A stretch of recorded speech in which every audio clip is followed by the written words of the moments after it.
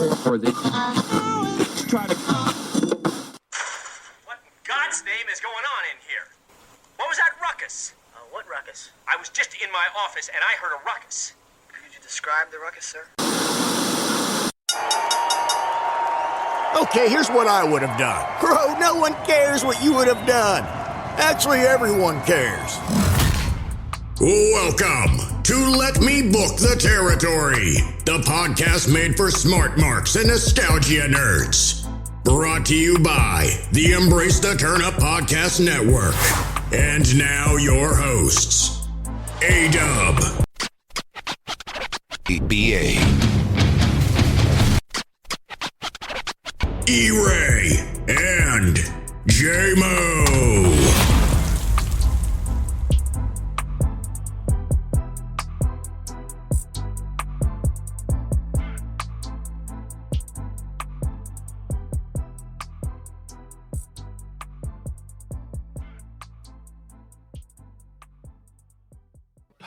So you want to intro us off? You want me to do it? What episode is this?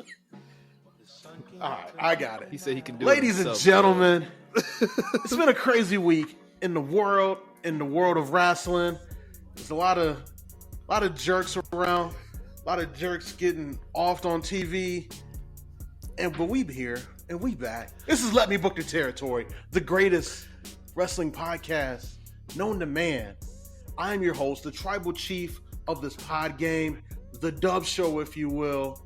It's your boy A-Dub in the building. Joining me, as always, is Black IRS himself, the man of a million jobs, the guy whose finisher is just to make you do up-downs at football practice. BA's in the building. BA, what up? Fellas, what's good? Feels good to be back. Had to take a little time off last week. Had to move the family into my gracious aunt's home, where this is being recorded from on my side. But BA, aka Black IRS, aka Ebenezer A, aka what else we got here? What are the other ones we got here? My mind just went blank. But yeah, we just gonna roll with those for now. Sauce. Oh yeah, and as I heard last week, BATI 1986 is I'm a time traveler now because I have a vast memory of history in the wrestling community. So BAP TI history. 1986 is in the building. We'll roll with that too. But good to be back, fellas. And thank you. Joining us, BA equals MC squared. I can't even get through the intro today. E-Ray's in the building. The light-skinned, super busy guy of a million jobs, of a million laptops and computers, and the Apple Messiah, if you will. The Apple Guru.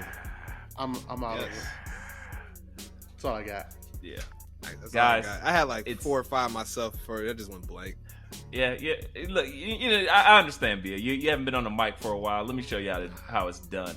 Ladies and gentlemen, it is I, E-Ray, the quasi-bad guy, the Diet Coke of evil, the man of 7/8 teeth, Seth Freaky Rollins, the tribal beef, Roman Gaines, Macho Man, Vandal Savage, yeah! Letting the macho madness run all over you. And yes, I am here with my great, great friends, so that way we can talk some wrestling. So, Dub, what do you got for us today? That's how you get it done. You guys remember how I was saying a few weeks ago that every time we do a pod on Thursday, crazy shit happens Friday morning? Well, it didn't happen Friday morning. Never fails. It happened Friday at 4 o'clock. Vince McMahon fucking retired. The one thing I thought you know what? There are 3 things I thought I'd never see in my entire life. 1, black president. Got that. 2, Vincent Kennedy McMahon retiring before he died. And 3, the Lions winning the Super Bowl. We're 2 out of 3, baby. 2 out of 3. 2 out of 3. 2 out of 3. All right, Meatloaf. All right, Meatloaf. I got you. Meatloaf. 2 out of 3 ain't bad. So, for those of you who have been living under a That rock, ain't never happened. Vincent Kennedy McMahon announced at 4 o'clock via Twitter, via a text message to the talent, and via a nice little corporate post that he was stepping down and retiring effective, not the end of the year, not after SummerSlam, but immediately. Right. Stephanie now. and Nick Khan have taken over as co-CEO, so Nick Khan's master plan is coming to fruition, as we correctly predicted on this podcast. And as we found out later in the weekend, Triple H, the Game, is taking over as head of creative. When he said I'm back, he really meant I'm back, better than ever. Guys, what were your first thoughts when you heard that Vince just flat out retired and walked away? Yeah, I'll lead it off. It was, I mean, it's kind of been like, this gonna sound wild, but it kind of wasn't a shocker to me with the way this thing has been going. It just tells me that get ready, keep your phones on you tomorrow or over the weekend, because the Wall Street Journal got some smoke, man. They gonna let out about what Vince was up to. So keep going, Mr. Freaky. Yeah, it's coming, man. He's got to hear some Freaky stuff. So BA, as you know and I know, as you said. Go ahead. No, I was gonna say, as you said, Dub, you thought that man was gonna die in the job. So for him to just abruptly on a Friday at 4:00, like Craig getting fired on his day off, to say I'm retiring, that's not BKM, man. BA, that's have you Vince. read the latest developments in this saga with the payments and everything? I've brushed over some things. I've heard the dollar amount keeps increasing. That's all I've collected. So once the dollar amount like keeps increasing, 14, and now the SEC has opened their own investigation as well. And the board has admitted Alphabet that Boys. some of those payments needed to be on our books from like a few years. So they've already revised some financial statements and sent them back to the SEC. But the SEC is opening up everything. Madoffs? And yeah, I think that's part of the problem. Vince was like, I'd pay it back. I just borrowed $14 million. I'll give it back, guys. If I was holding WWE stock, and this is not financial advice for anybody out there, I got a preference that get rid of that shit, because it's about to hit the fan for sure. If that's happening, if the SEC is coming in there investigating stuff and they making up like financial records and stuff to appease them, that's not good, fellas. Yeah, I mean, I got a couple shares of WWE. I might get rid of it, then I'll wait till it crashes. Or and then scoop up more. Yeah, there you go. But that's how the wealthy get wealthier. Facts. For me personally, I'm gonna go a completely different route. I absolutely was shocked. I know these things were coming out, but as we've seen, just like Donald J, Vinnie Mac was like, hey, ain't shit going on. Whatever, I'm jumping, doing the Watusi down the stairs and shit. Watch SmackDown. And then I was like, he's acting like ain't nothing going wrong. So I guess, and after the steroids allegations and him just getting away scot-free with that years ago, and apparently he retired 25 years to the date from him being cleared of all those charges from the steroid era. So It's so many interesting things that's going on with that. I didn't think I'd see it. Nick Khan and Stephanie co-CEOs. Interesting. Yeah, that's what they're saying. Yeah. And my initial thought was like, oh, Vince is going to be like shadow puppeteering this, but I'm going to walk that back. I don't think so. I think he's legitimately out. Yeah.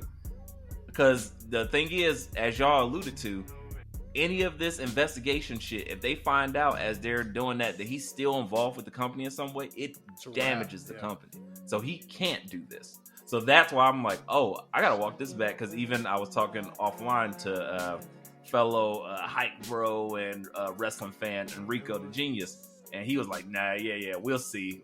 Vince is gonna be running this from the back. I'm like, I don't think so, because it's way too involved at this point. So right now, I think Stephanie is a Vince gal, so she kind of is groomed from the same cloth a little bit. She'll have her particular things, but I think there's a few constants that they want to keep. But again, my excitement, like much others on the pod and around the world who are fond of the black and gold shovel, BA, I correct you. Triple H, head of creative, opens up a realm of possibilities for things that we've desired to see, things that we've seen on the NXT level, and then on the NXT level, the transition for those superstars should now be better and more continuity. So it's so many things that we're excited about because of this, and I mean, it's a sad day. Sorry to the women that got abused by Vince McMahon. That sucks. And on another note, sorry to Vince McMahon that you're losing something that you love, but he was kind of wild. It's a lot of things going on, like a lot of mixed emotions. Right. I mean, yeah, power corrupts, and Vince McMahon corrupts absolutely. I don't know, but yeah, it was one of those things where I'm like, I never thought I'd see it. I definitely was like, man, Vince McMahon is still squatting like 4,000 pounds. He's gonna outlive us all. I thought we at least had another 20 years of Vince running this business. So I'm ecstatic to see. I've already seen changes thus far. Dub, am I wrong here, or can we get into Monday Night? So Monday Night Raw starts with just a fight that had clearly been going on already. Miz and Logan Paul just getting into it, and you're like, oh, this is different. Because what has Monday Night Raw been for the past, 5 years? A promo. Someone walking out and saying, welcome to Monday Night Raw. Blah, blah, blah, blah, blah. Blah, blah, blah, blah, blah. Right. Interruption. Nope, not this. Yeah. They was scrapping. They finally separated them. And then your tribal chief comes down. And he cuts a promo. It's a really good Roman Reigns promo. It sounded like he sounded more comfortable in that promo than he sounded in a few others, in my opinion. But again, that goes to the whole thing of everybody stepping the game up because spots are up for grabs. Roman's isn't, but again, you got to stay at the top. Theory comes out there, and again, Theory puts on a performance. He cuts this promo about how he's going to take the belt, and then Roman cuts into him and says, Daddy's not here no more. Why don't you step inside this ring? Like, oh, look at him. He's nervous. And, like, the facial acting that Theory is doing, I'm like, yo, this kid really gets it. And, like, that leads into a match between, Theory and Sheamus versus Drew and Bobby after some scuffles happen. And that whole match, everybody just kind of taking shots at Theory, including Sheamus, adding layers to that story. And you can just see, like, oh, things are different. And it's as quick as that. Yes. But elaborate further, E, as I've just soliloquied a little bit. No, I'm 1,000% on board. From the opening, it felt different.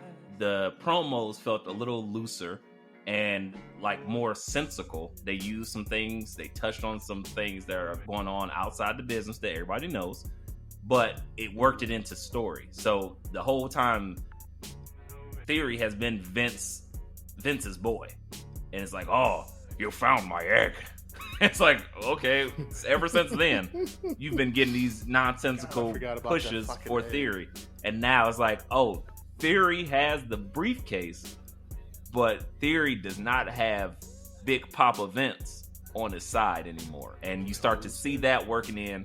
And then one of the things that I always love, which we talked about consistently with NXT, the transitions. Like, it felt for once in like, I don't know how long, that everybody works in the same place and you might actually bump into each other because one thing would lead into the next thing would lead into the next thing.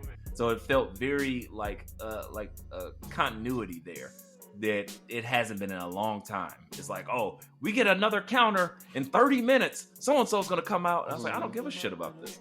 But instead, you get, oh, here comes AJ Styles shitting on Theory and blah, blah, blah. And then that leads into the next thing and blah, blah, blah. And then you had 20 years of Rey Mysterio. And then here comes Judgment Day. And Rhea Ripley pops back on screen and just suns Dominic like, bitch ass nigga. I was like, amazing. Yes! Amazing. As if we weren't all Rhea Ripley fans already. 10 out of 10. Right. I And might buy a shirt now. Her and Rey Mysterio's daughter get into it. and it's good shit. And it's like, wow, you get a fresh and reinvigorated Monday Night Raw. So honestly, when you've been getting some of the best AEW television that I can recall in a long time, since like CM Punk's return, consistently, now Tony Khan said some things, but they should be worried because WWE has the power. They just were playing by some old rules. It's kind of like if you had Michael Jordan and Clyde Drexler and Hakeem Olajuwon and all these people, Kareem Abdul-Jabbar on the team. It's like, oh, these are fucking all-stars, but they still trying to do sky hooks and shit, and LeBron and them just packing the shit out of them. They're like, oh wait, we know the new rules now, and now they just start mom-starring on their asses. So that's what I'm getting from WWE, feeling a little bit more refreshed and revitalized, and I'm hoping this continues, even though they're still going to play out these what it seems like these already set storylines. At least let them play out, but in a little bit more refreshing terms, and now see where things are going to go. Like WWE doesn't have a lot of Steves, so if they turn it on and play by the new rules, not at all. You're bought in for every single match, every single segment, because there isn't somebody that you don't care about out there, or there isn't somebody who you know, oh, that's their job to get beat up, outside of Dominic Mysterio, of course. I mean, honestly, I'd argue that WWE creates an atmosphere where they put your character over the wrestling. It's like, we'd be damned if you're going to be a Steve. Yeah. The closest thing to a Steve is still a character, which is like Baron Corbin. True. And Baron Corbin's interesting as hell. I don't remember the last time I watched Baron Corbin wrestle, but I just like the random shit that he does outside the ring. So they don't have like anybody I can think besides Dominic and maybe Veer, as they're still trying to figure him out. There we go. Shanky. There you go. That's Madcap Indian Moss Steve. is close to being. I think he's on SmackDown, but who's counting? I mean, he's transitioning from Mad to something. But I still care before, when about he was with Corbin, he was like wearing the crazy outfits and he was doing things. But now, yes, he's just a guy in black trunks, black boots. He needs to know that he needs to really redo his presentation, or he'll get lost on that roster as a Steve. Yeah. They're retooling him. I think they really like him because he has a great physique. He has some personality. And he can go. I just think they're looking for, and they're looking for something to do with him. But I hope he doesn't get what was his name? That'd been too easy. Boggs. What before the injury? The crazy dude that used to do all the moves. No, the dude who used to be like, oh fuck, I can't think of his name. Whatever. You're naming a bunch of whack people. I'm talking about the dude who used to dance all the time, and he was fighting against Lord Tim. No, never mind. Moving on. No, none R-Truth? of these guys. You said dancing. That's all. I had it on the tip of my tongue. It was the guy. I got it. I lost it. It's over. Cool. It's over, guys. So VA, so many characters. VA, with Vince retiring, I'm gonna figure it out. What is one thing you want to see happen, like post SummerSlam, going into what's the next pay-per-view? Is it Extreme Rules? Maybe. I think Great Balls of Fire? Extreme Rules is I think it might be Extreme Rules. Something, man. Something that's not important until Survivor Series. To be quite honest. Clash but at the no, to Castle. answer your question, man. Damn it. Oh yeah, that's the new pay-per-view. That's gonna be super. Yeah, that's like September Labor Day weekend. Yeah, at 3:00 in the afternoon. But gotta love those overseas pay-per-views or premium live events. Excuse me, sorry, Vince. But the thing I'm looking forward to the most, man, post Vince era, is just storylines making more sense. Number one. Number two, the storylines not like being repetitive as well. Three, like more guys being used on a regular basis. Not as many guys in catering, I guess I'd imagine we'd see. Nah, Nick Khan, like, if we ain't using you, Yeah. we losing you. Yeah. You're out he of here, buddy. So you think the release streak is gonna still keep going? I think He's still they're gonna keep set. cutting Yes, people like Nick that? Khan is a I shrewd think they're operator. set. I think they went through that mass exodus or mass firing, I guess. And I think the guys they have, they are set with that roster. But I think as you call guys up, guys are gonna be out. Like Apollo Crews did something real smart going back to NXT. Go back, get your paper, get your title run. And if you really want to stick around, go over to NXT UK because they can launder money over there. Nobody would know. Yeah, I saw Sarai on NXT UK the other on YouTube, so I'm like, I see it. Sarai, excuse me. So no, you are correct on that. In regards to just VKM, it's just, I'm just curious to see the change. Honestly, just things meshing and making more sense. Because I read an article where Triple H has said talent would get upset with Vince because he was so old that he would be repeating the same storylines like they were brand new. And people would get upset, like, no, he literally did this already, and I don't want to do it again. But they would just have to shut up and do it because that's what the boss wants. So, yo, it's E-Ray, the quasi bad guy, the Diet Coke of evil, the side god of pod, and I'm here to tell y'all, come check out my show, Binge Flicks and Chill. You never know what you're gonna get, but we always talking some good shit when it comes to television and the latest movies. So we want to bring y'all in. We want to make sure you have a good time. You learn something, you laugh, you cry, you might stab a nigga or two. I don't know what you're going to get, but that shit is popping. So come check out Binge Flicks and Chill. And it's me, E-Ray, and I'm out. It's going to be interesting, man. I'm not going to, unlike some people that aren't on this show right now that just kind of just hold WWE to a different standard and just expect it to change immediately. I live in the real world and imagine this is going to be a gradual thing.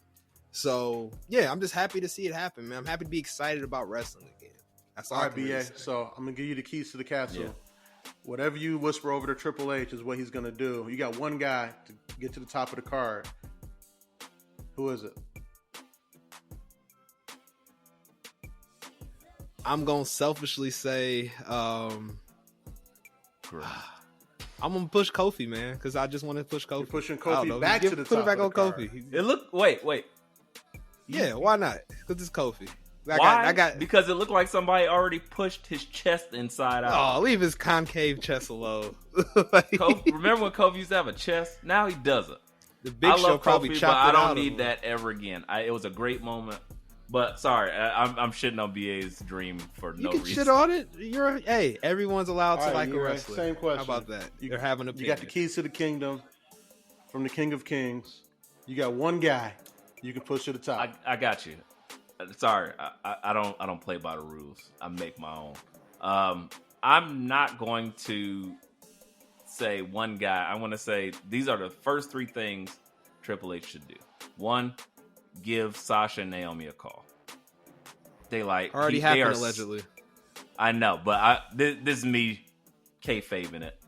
Hey, give them a call because they are Trips guys. I remember Sasha always being right next to Trips, hugging him, crying. He's giving her advice and things like that through her career. That's an easy patch and fix job because those are two phenomenal talents, two phenomenal workers, and with the female roster looking like a bunch of Steves, that's the only Steves I'd be seeing on WWE television is the women's roster, and it's not because they lack talent. It's because they don't utilize them correctly. Natalie should be like a 5-time women's champion, and she's not. They just use her to put other people over. They big show her all the time. And Shayna Baszler hasn't been used in I don't know how long. When Ronda's at the top of the card, that is easily. I don't even like her like that. But it's such an easy story to tell. And such it a works. Badass. It's easy to sell, man. Nobody's ever sold it appropriately. Right. So it's there for the taking. But you add Sasha and Naomi there, if only to keep them from going to AEW. Cool. It's an easy fix. And I'm sure they didn't want much. They just wanted to be respected. And Trips understands that female wrestling game because he made so many stars in NXT for it. So that's my first thing. Number 2, call up Bray Wyatt. Got to do it. It's another good fix. Pretty quick, pretty easy. I think he's the guy who can bring him back, and that's going to make an impact immediately. And then third, this is the one. This is the heartfelt one for me. Get that man Sami a title shot. Sami Zayn needs to be at the top of the card, and his character work and his wrestling ability together are incredible. He could have such a fun run with just some weird, crazy heel shit and just be a psychopath at the top, and not like endearing, like just make something off of this bloodline shit. And then because he's been doing great with them. Sammy does great with pretty much anything you give this man. So if you can go ahead and like actually start to utilize him there, and then the easy story to be told with Shinsuke, easy story to be told with Kevin Owens, it's like break glass in case of emergency greatness at your disposal.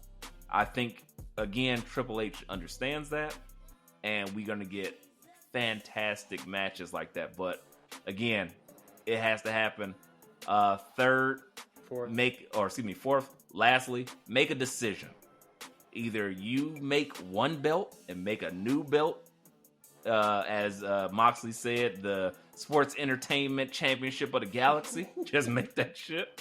Or you split them damn belts up, so that way it makes it a lot easier to give somebody like Sami Zayn that belt, and then if you want to have Theory try to take it off of him or whatever the case may be, you can do a lot more things. So you gotta look. There ain't no such thing as halfway crooks. You gotta do it one way, put them belts together, or break them apart and start utilizing them properly. So that way we get continuously great SmackDown and Raw champions, or you just have your one champion floating like they should be. Either way, I'm fine with it. I like all of that. I like all of that. Bravo, sir. Say that was well thought out. Like you've been sitting on that for a while. No, I just made that shit up right now. Just made shit up, but I'm a professional, guys. All right, so and as I'm thinking about it, push to the top. It's gotta be Montez Ford. And you do it, but you don't break up the profits. Interesting. You don't break up the hot. Now you you break got up me. the profits. Now I'm interested. It's possible. I mean, they did it with the New Day. It can be done. But does You do turn them heel though. Dawkins? You do turn them heels. So does Dawkins just become like the manager? He becomes the manager in the way that MVP was in the beginning for Bobby. Like MVP could still like really go, and was like more willing to go on a closer to full time like basis. Dawkins just kind of becomes more of the heavy. Like you can even put it like, dog, I believe in you. You gonna take this to the top. I got your back, whatever you need. And then whatever you need becomes, yo, beat this motherfucker up. Beat that motherfucker up. Beat that motherfucker up. And then when it's time for Ford to really go, you get to that whole thing with the chicken shit heel. Like, you forget that he can go. And then like you get him a match, like, oh, he can kind of really go. And he's kind of one of the best out here. And I'm pushing Ford to the top. The other thing I'm doing is, I don't care how you doing on 2.0, I'm calling up Legato. And I'm having them run roughshot. It's time. You put them on SmackDown. It's time. Oh. I'm watching every week. I haven't watched SmackDown in like 7 months. I'd watch every week. Legato out there beating up Ricochet and beating up Reggie. And then like all four of them jumping Gunther, and no one knows who did it for a while. But Santos wants the IC belt, but he knows he need the whole squad to take down that big motherfucker. It's like you read my mind. As soon as you said it, I start seeing it, and I was like, yes. It feels great. I love those that. are the things I'm doing immediately. Love that. And definitely calling Sasha and Naomi in the middle of the ring on Raw and apologizing. If that, oh my apology. god, if that happened. That might happen, right man. there. It might just happen because a lot of people keep calling out how messed up that was in comparison to all the walkouts we've seen since then and before then. So you might see that, but would not shock a major corporation apologizing to black women on national TV, that's a moment. It's a moment. Would Boner love it. Patrol. Hey man, if anybody's gonna do it, it's Trips and Stephanie. They Big get fact. it on that level Right. as far as like the importance of that stuff. So I give them that much. Big facts. That's All right, true. so Vince, we love you. And Thank you then for and then everything. you have and then you have Bailey come interrupt the apology and then slap Sasha and then that shit's on, baby. What? I love it. I love it. Man, this is so That'd be exciting. awesome. Why is WWE so exciting when because a change gonna come? Where's what's the name Sam singing Cooke? this shit? Was it Sam Cook? It's been a Oh. long. I was thinking about the Dipset That's song Vince from, walking out to build a long I was thinking about the Cameron version on that Dipset Volume 5. Dipset, bitch. Like, Right. what? Hashtag everything is Dipset. It is, Facts. man. I love it. Well, changes of Raw were fantastic, and I hope they continue because, legitimately, I was interested most of Raw, like 98% of it. I'm cool. Mhm. Let me ask y'all this instead of telling you. I'll ask you this.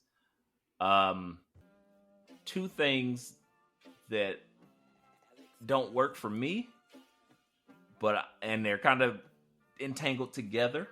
But I want to know, do y'all think it continues or where do you see it going moving forward? The Miz and Tommaso Ciampa together. I fucking hate it.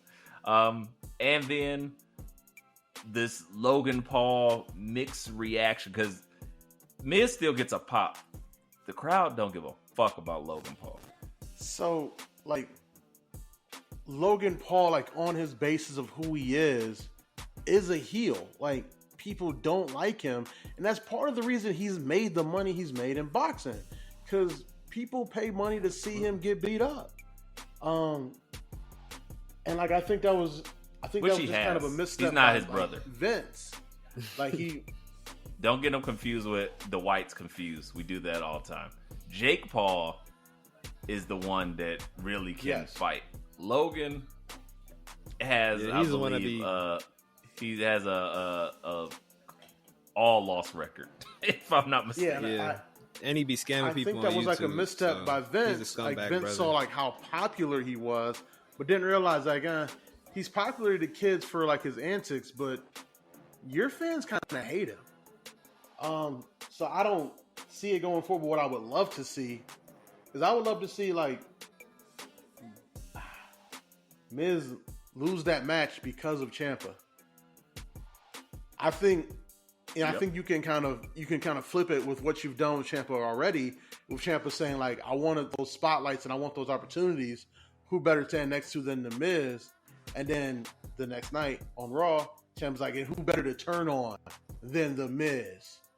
And Ciampa can go back to just doing his thing, and then hopefully Triple H is yeah, let's get him his old music back too, because his new music sucked ass. Follow up. Absolutely. Follow up question for that. Does that equate to a babyface Miz from that turn? Not necessarily. Nah, man. Nobody wants to see babyface Miz. Because the way Ciampa goes heel is you can be a heel against that heel. Because Ciampa does the thing that 90s heels did. He does the unforgivable thing. He throws Johnny into the boards, puts people through tables, hits them with crutches and stuff. He does that unforgivable thing where you're I hate this guy so much. I hate that other guy too, but it doesn't even matter. I don't even want Miz to win. I just want that guy to lose. Ciampa can make that type of heat for himself. And then he still has to beat Miz, and then Miz can go away for a while. And go do his reality show or go film another Marine 35 or what the fuck ever. And then you can move Ciampa on to bigger and better things. Ciampa can be challenging Bobby for that U.S. title, or if you put him on SmackDown, you can't put him on SmackDown because he's with Gunther. And that's just mega heel. That's just mega heel versus mega heel. You can't do that. That's too crazy. I mean, I don't see Ciampa having a chance against either Bobby or or Gunther. He has honestly, a better chance against Bobby because like he can do the thing of like working Bobby's injuries like from his past and like chopping the knee of the big guy. But it just looks so ridiculous in our eyes. You know that main roster crowd isn't used to seeing like the smaller guy. I think it would be best to start him out with somebody like a Madcap Moss or a Baron Corbin, somewhere around there. Even have him Well, go this is against also why you need McAfee. to get one of those mid-card belts off Like, of those big motherfuckers. That's why you should have teamed Baron Corbin and Tommaso Ciampa, and then they could beat the shit out of have him come out, Tommaso Ciampa come out and help Corbin win against McAfee, and then start a program with McAfee. That's incredible. It's so many other better things. The Miz, that's just gross. I don't know why I don't like it because they're so different. It's kind of like when the Miz was going against Daniel Bryan. Daniel Bryan's great. Anything he does is great. But at the same time, it's like, don't put them together. Like, have them go against each other because it's polar opposites. That's what they should have did instead of having them team up. It feels gross. I don't like it. Anyway. Yeah, I agree. But those since are my we're thoughts. here now, gentlemen, none of Triple H's big changes are going to take place until after SummerSlam, which happens to be this coming Saturday. Of course. Ooh, bless you, and bless these picks. Can't You wait. guys ready to give me some SummerSlam picks? You guys ready? Bless. All right, here we go. Sir, man, I'm excited for Me too. SummerSlam. We're going to start at the bottom of the card. The Mysterios, Ray and the kid who gets beat up all the time, versus Bullet Club, Eddie's son. a.k.a. Judgment Day, a.k.a. we beat up Edge and we haven't done much since. Damian Priest and Finn Balor. Who we got? B.A. Ugh. Who we got? I want to I'm say writing these picks Judgment down Day. because we're going back Yeah, to the right. hunch rules. That's cool. Hunching Ultimo rules are hunching. on. Ultimo hunching. Rick Rude hunching is on. But dude, it's hard to say because it's such like a. Because I feel like it's gonna be a lot of unpredictable stuff. Like I got to get my mindset out of how Vince thinks versus like how NXT used to be booked.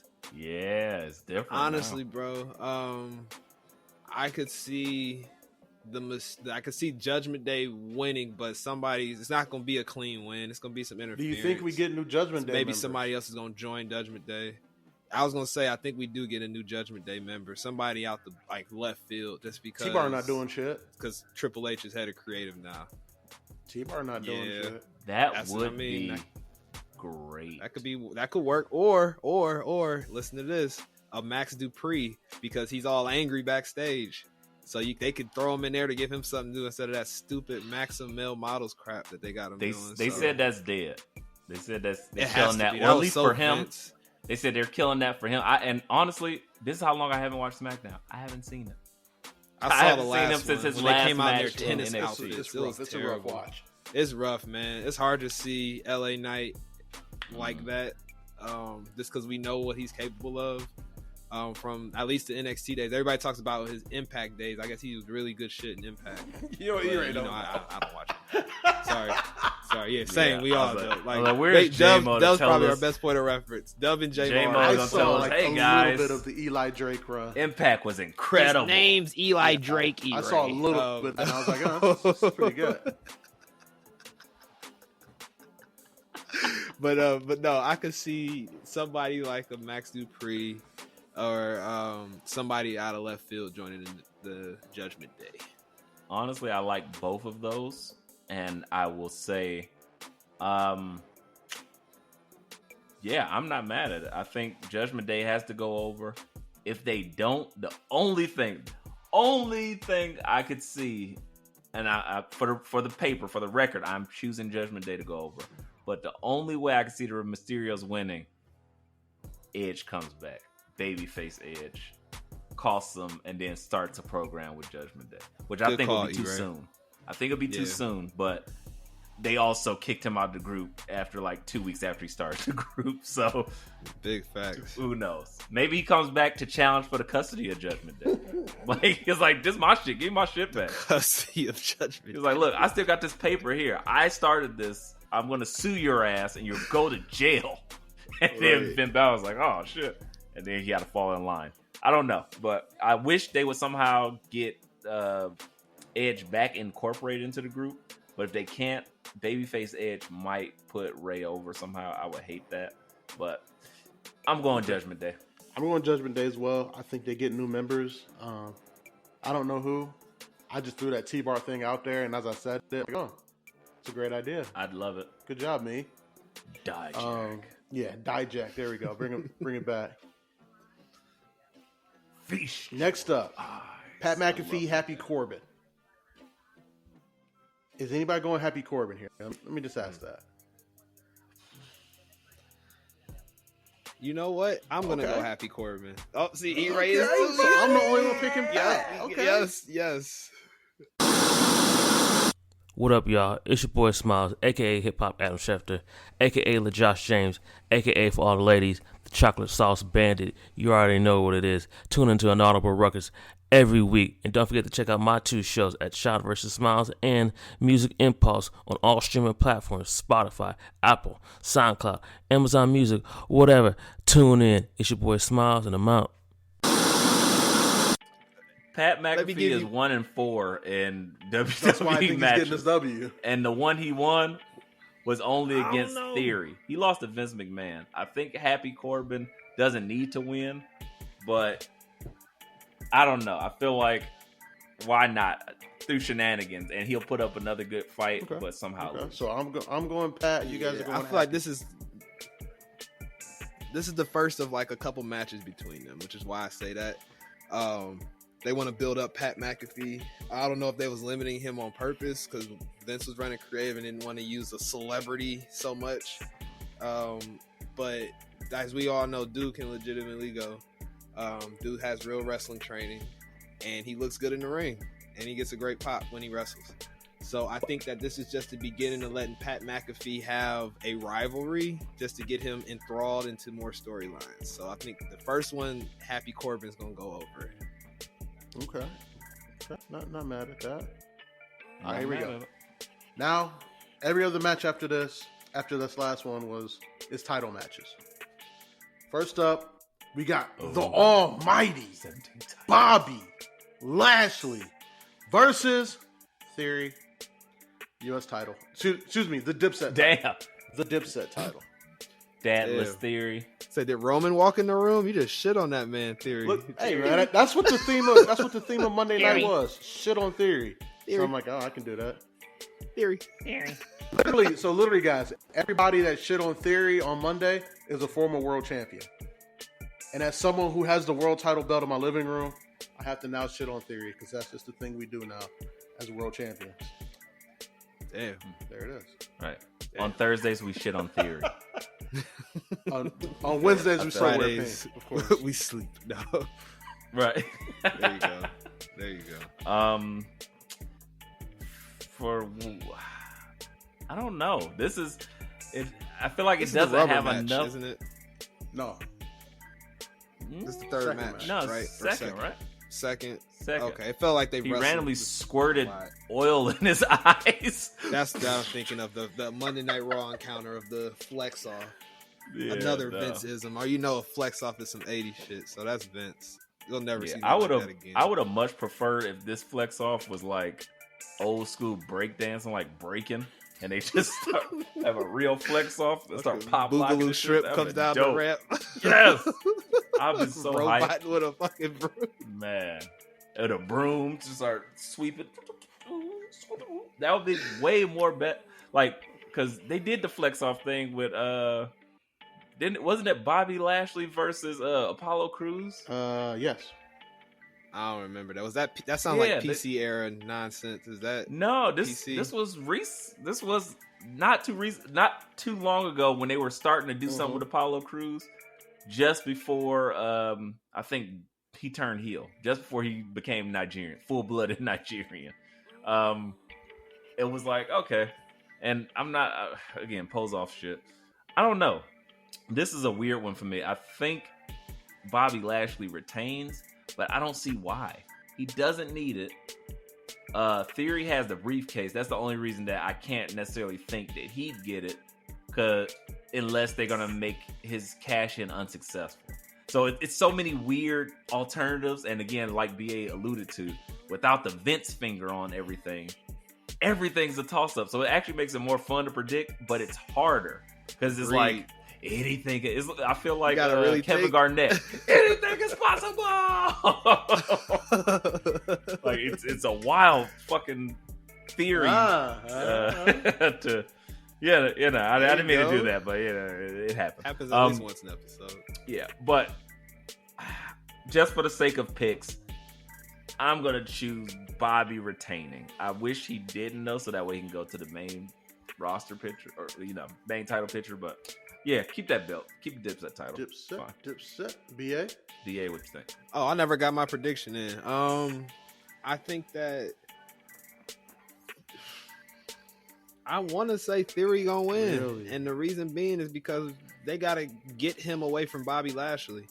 I feel like Bobby Lashley should be doing other stuff outside of messing around with Theory. I see Bobby Lashley in that heavyweight title picture when that starts to open up more. I would hope that creative feels the same way.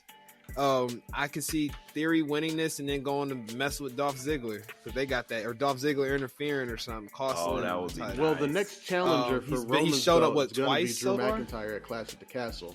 So you don't have another open spot in the Roman dance card until Survivor Series. So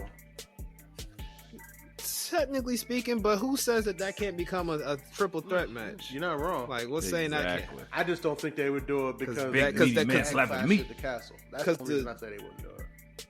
Yeah, of course, because I know he's is overseas. Right. Drew McIntyre, I get it, but I say that's because they are kind of force feeding Drew McIntyre into that picture with Roman, and I think that, and this isn't even Drew's fault, more pandemic and Roman's booking, they make him look weak as hell against Roman, man. And for that to be taken seriously, I think you might have to interject somebody that's not Brock Lesnar in the mix. Saying what it is. Keeping it real, I think they're missing where the real money is. The real money would have been Drew versus Gunther at Clash at the Castle. You're talking two European wrestling legends. And then you do whatever with Roman. I think that's where, again, Vince pinching pennies and forsaking dollars. But I think Lashley retains here. I think the story with Theory going forward is Daddy's not here, so these opportunities are going to start waning for you, one, and you're going to start losing. I think Theory loses here, and also I think Theory tries to cash in at the end of the night and loses that too. So he becomes one of three people to not be successful in their cash in. 4. John Cena, Happy Corbin, Theory, and Damian Sandow. Wait. Damian Sandow. You forgot what's the name? Does that count? When I wasn't watching. Husky Man. Otis never cashed in. Yes. He lost the briefcase to Miz. I know, but that's what I'm saying. Does that count? I think would it does count. Well, I guess actually attempt to cash it in. No, he never actually even threatened. True, Gotcha. I can't count to that. cash it in because it was just so ridiculous that he had the briefcase in the first place. Yeah, that's a whole other thing. I retract that. They just want. Yeah. You are correct. See, I know some shit too. BAP history. But you wasn't there. I wasn't there. Like you just know it. Yeah, BA was there. Portals like Scott Bakula, Quantum Leap, baby. He picked up a leaf of grass and like, E-Ray, what are you? And I'm like, I'm wearing this big suit. Right. We're definitely in 1989, right. E-Ray. This is SummerSlam. I think Zeus and Randy Savage versus Hulk Hogan and Brutus the Barber. BA, I think your goal is to shave Zeus's unibrow and tell him about Ice Cube.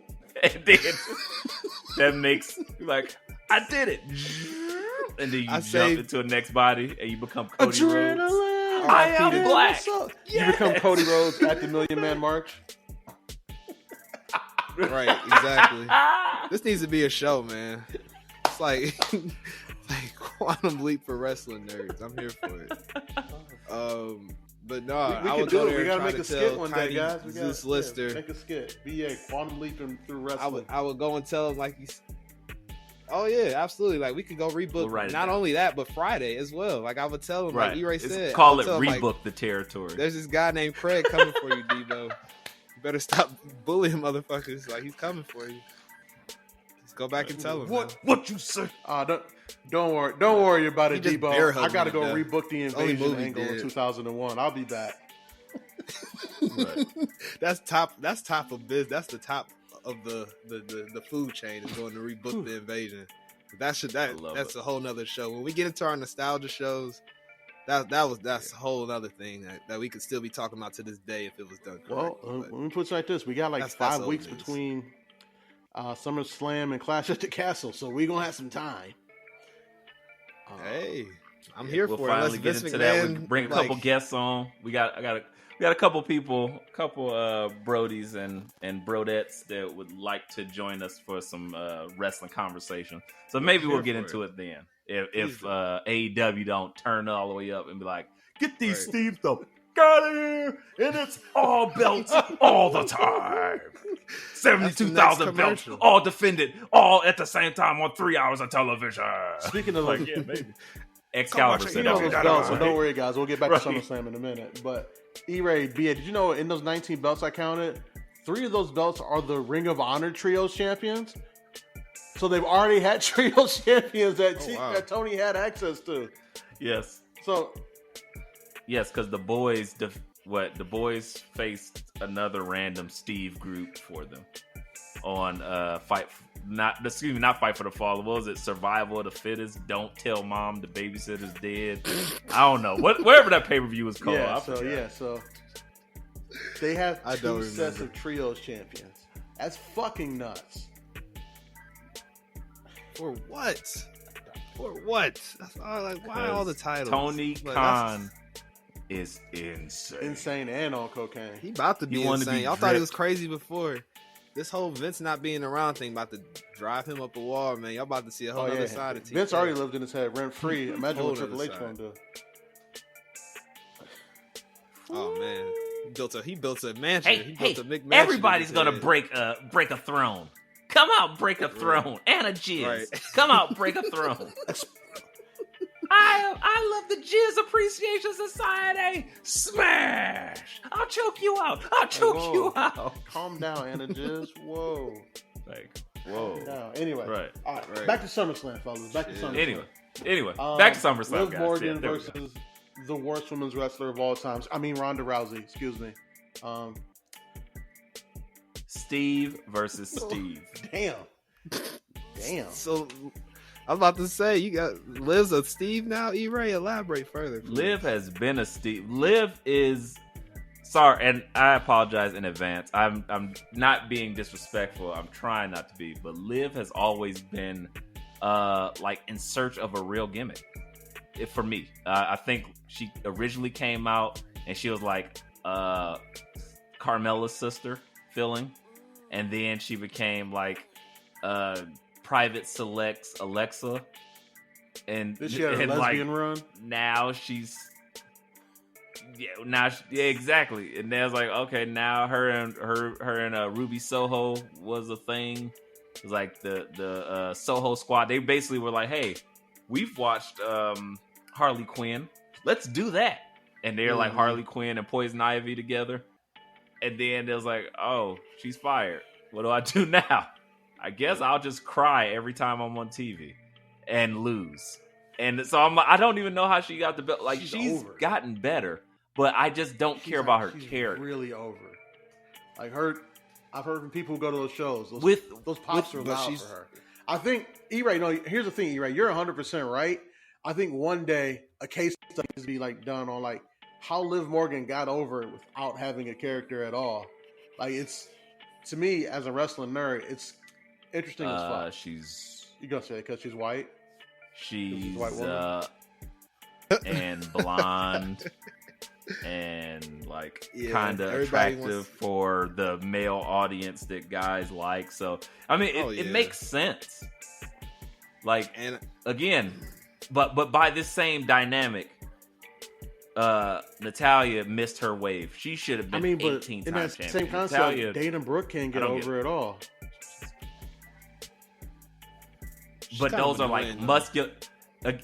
Those are muscular like types, muscular blondes. yeah, she's like a bodybuilder. She's just like, oh, I'm cutesy. It's like her and Alexa Bliss are in that same like we like because Alexa Bliss just kind of got over too, and then she started winning us over. She wasn't like the best, but she just had a little spunk to her. But her character work is so much better. Liv's is just like I literally just start crying. I don't care about her in ring work. It's gotten better. And again, I say this not to dismantle her per se, but just the fact of putting her versus Ronda.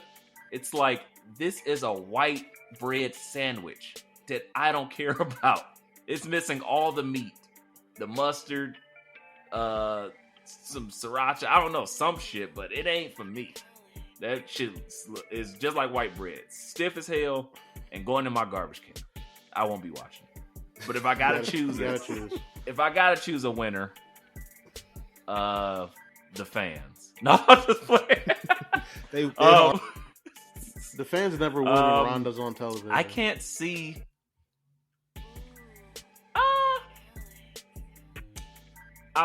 Nope, I'm not even gonna shoot her no bill. You're right. Whatever, have it. I will say because I could very well see her losing this belt and Ronda getting some. Or no. I take it back. Sorry, because this is real for me. This is still real for me. Damn it. Ronda is going to lose because Shayna Baszler is going to interfere. They've been trying to get a program going on Twitter, and I think she's going to get help and then or get disqualified or some shit. Shayna Baszler's going to come out, stop her.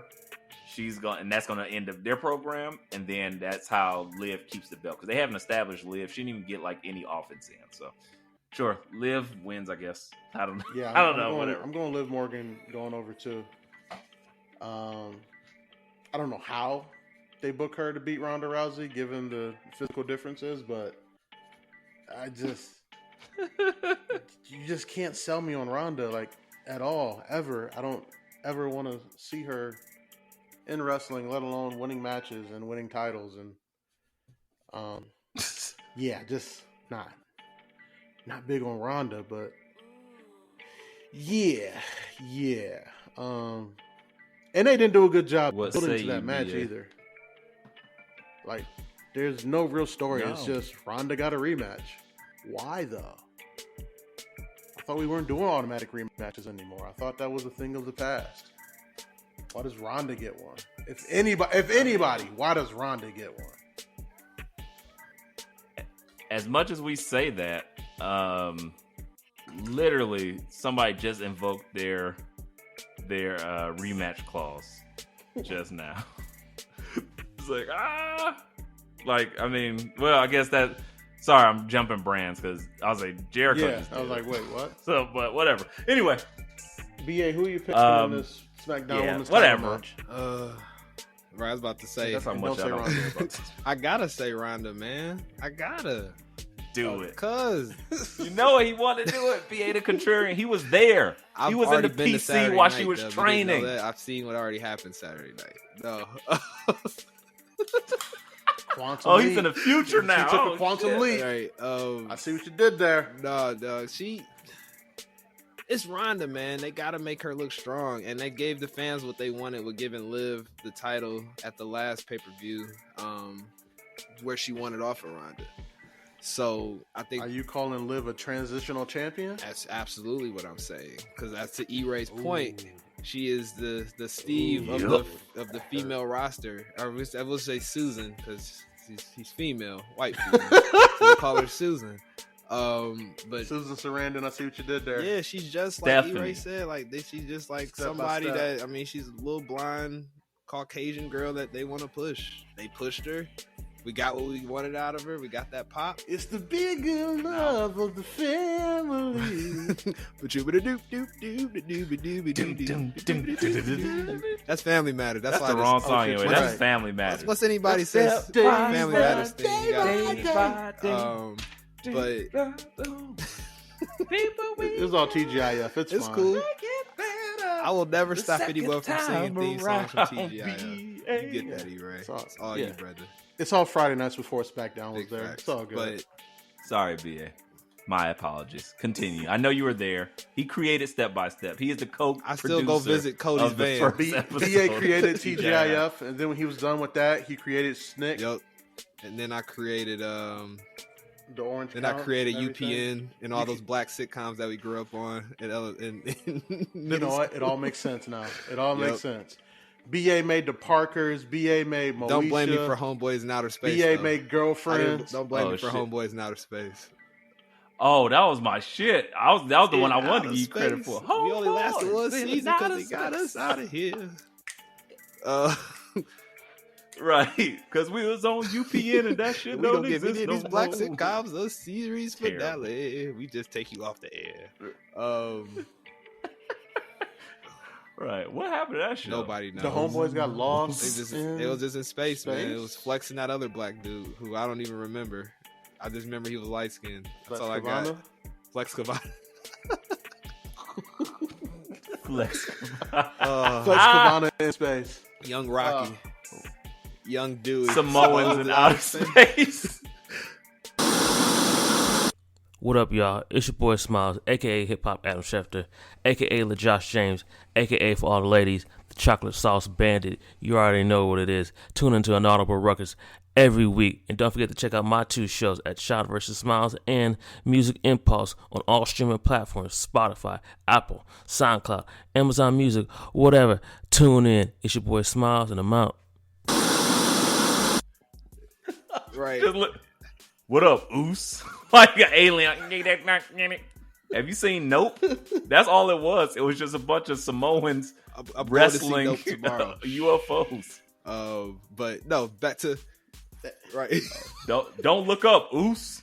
The aliens came down and it said, "Acknowledge me," Yep. and they was like, "Nope." Oh, what is this supposed to be? Planet Earth? This is a fucking joke. Like no. Right. Oh, But no, okay, man. Yeah, so- Rhonda. So you're picking Rhonda. Rhonda. Okay. They about to give her. I think they think they're gonna push her like they should push a former UFC fighter / Hall of Famer. Yes, he Heel already said Rhonda. it. Heel. She about to be a heel, man. Nobody wants to see her smiling. Nobody cares. Nobody wants to see that. Go out there and break people's arms and choke people out, please. All right, so next matchup, we're all picking Bianca, right? As black men, we're all riding with the black woman, Got right? to, man. Till the wheels fall off. Okay. All right. Easily. Because again, like I've been saying, they need to count their days with Bianca Belair. Once Hollywood see her and that smile, she up She out already of there. doing Maybelline commercials, dude. So it's a matter of time. Exactly. Her and Roman are gonna be in the same limo, going to Universal Studios to make some movies. And She's gotten more confident. She's gained more weight. She's put on more mass. Her and Tez have been going to the gym together, both bulking up and then doing fantastic interviews. Her interview that she did with the Corner Podcast, who Andreas Hale and my guy Kel Dansby, they're back talking about wrestling weekly as well. I'm so excited for that. But yes, she did a whole podcast with them, and it was just incredible. I think everything she does is right, and she's representing the right way. And she's just shown at this point she doesn't even need a belt, so she's already there at that status rather quickly, showing that she doesn't need a belt to just be dope, and people still gonna care about her. People care everything she does, all her matches, and she can now elevate other talent. But I don't think it's time for her to lose that belt yet, because that would mean we would have to see her and Becky do it again, because of course it wouldn't just end there. So I think this is it. I think Becky continues her spiral, and then maybe that starts her and Asuka's program. So yeah, Bianca all the way, and then bring back Bayley. You know what? I think think Bayley interferes in this match. So I man. think Becky's to the point where like I don't think Becky needs a belt right now anymore. No, like, that's why I think she interferes. she's to this level where like she she can continue this spiral and she could like have a few blood feuds and then It's character. She's She's a the female female Seth, Sami man. Zayn. Like, but I mean, I think both are true, but because she can work, and her work has gotten so much better, and she's not just a Steve. Before she was just a female Steve. It was like, oh, she got cool puns, but her ring work wasn't that great. Now her ring work is great. The manhandle slam has like really added some oomph to her. Her kind of ridiculous Conor McGregor attitude about everything. Her crazy outfits.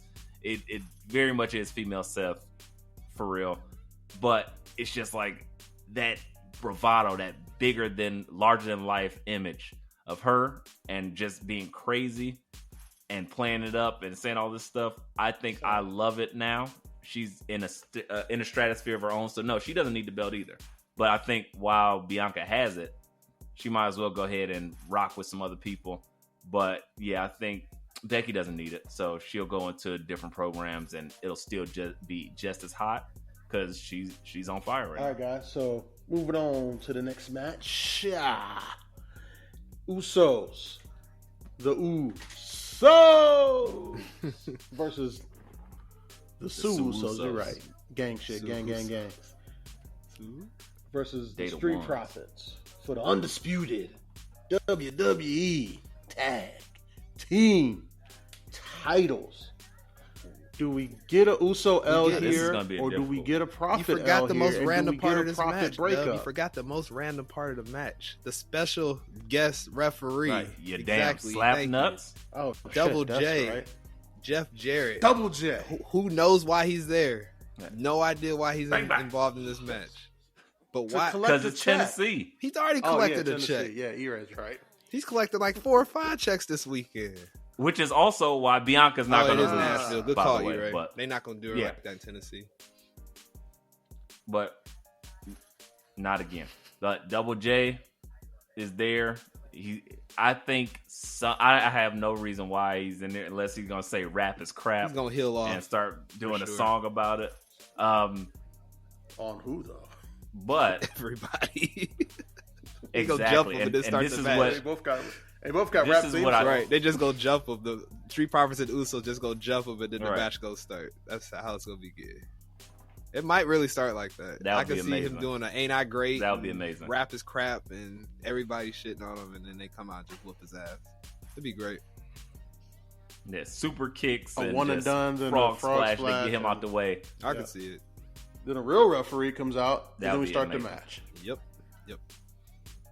Yes. I think for me, this is like probably the most difficult match to call because, again, they've done so many things. I think the Street Profits have lost so many times, it feels like, and specifically to the Usos, that I'm like, it's now or never.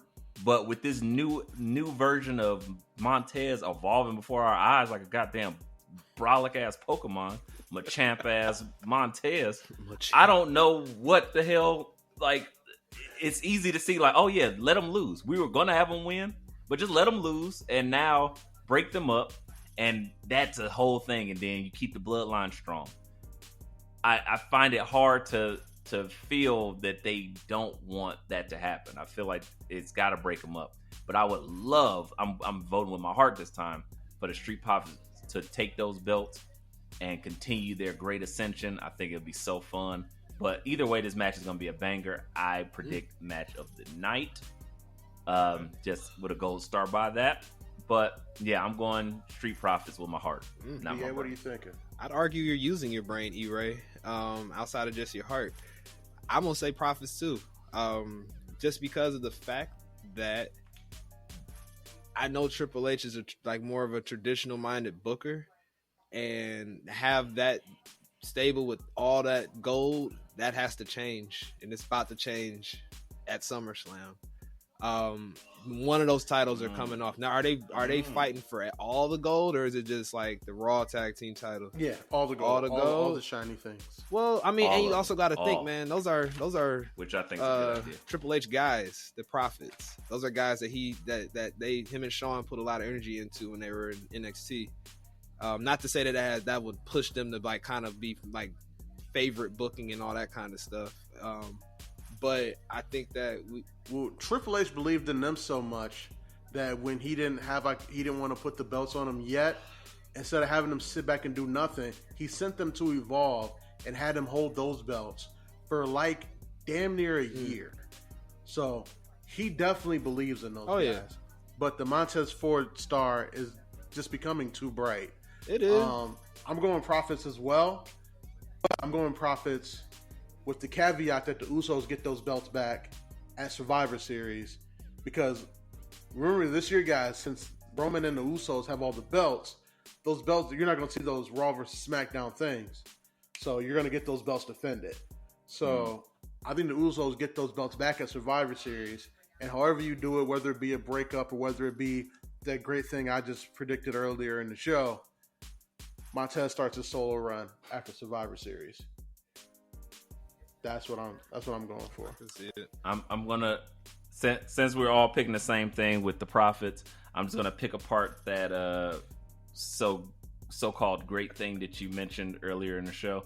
I loved it, except for the problem is you can't be bigger than your heavy. Big facts. Yeah. Let that wash over you, because Montez is now bigger than Dawkins. So he can't be like, hey, man, Dawkins, go beat his ass. Well, why don't you go beat his ass? You see your big ass up there, right? Is he just leaner? I think he's both, man. I think he's shredded bigger and bigger. Just leaner? Like, dude, he's is both. put on a lot of mass, man. Right. Like, go look at them side by side now.